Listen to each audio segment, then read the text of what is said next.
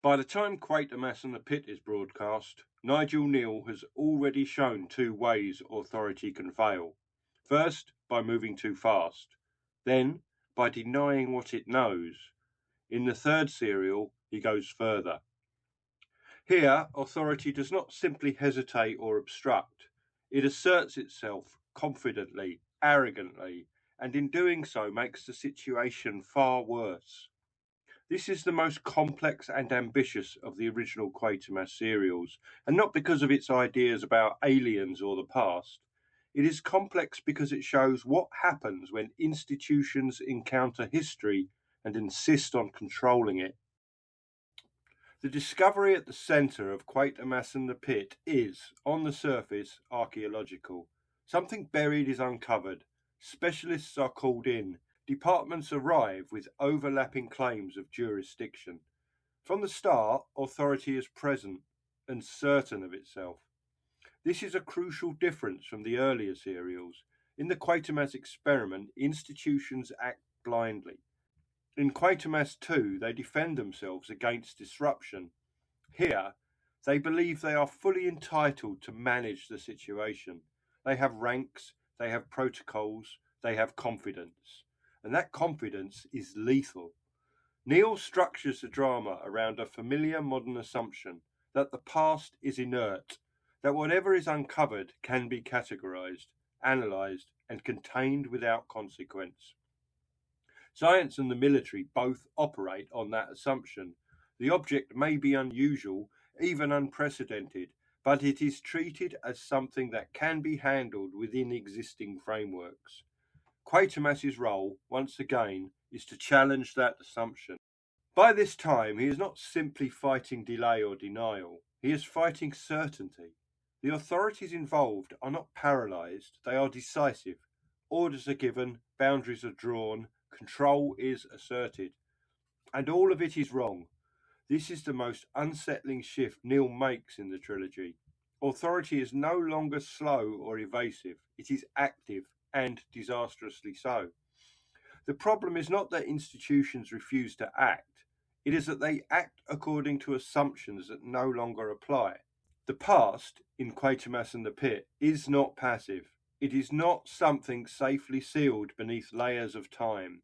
It is active, volatile, and implicated in the present. Kneale introduces myth here, but not as belief or folklore. Myth emerges as repressed knowledge, history that modern rationality has refused to integrate.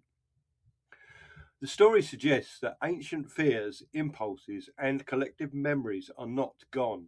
They have been buried, ignored, and explained away.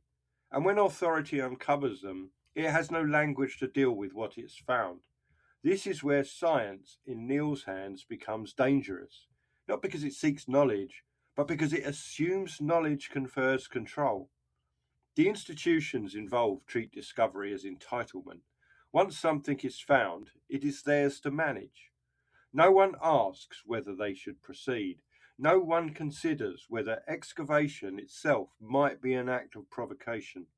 This arrogance is what unleashes the catastrophe. Unlike earlier serials, the threat here does not grow because of delay, it grows because of interference. Authority insists on illuminating, classifying, and exploiting something that should have been approached with caution, or perhaps left alone. Kneale is not making an anti-science argument, he is making an argument about how systems work, about the limits of rational frameworks when confronted with forces shaped by deep history and collective psychology. The mythic elements of Quatermass and the Pit are not there to re-enchant the world. They are there to expose how shallow modern explanations can be. The past, in this story, is not romantic. It is violent, traumatic, and unresolved. It carries impulses that civilization has never truly eliminated, only suppressed. Authority, however, insists on treating these discoveries as manageable anomalies. The military presence is especially revealing. Hierarchy, discipline, and command are brought to bear on a situation that does not recognize rank. Orders are given and obeyed, even as evidence mounts that obedience itself is part of the problem. This is authority at its most confident and its most blind. Quatermass's frustration reaches its peak here because he understands that reason alone will not persuade those in charge. They are not ignorant, they are invested. Their authority depends on the belief that the world is ultimately controllable. To admit otherwise would undermine the entire structure.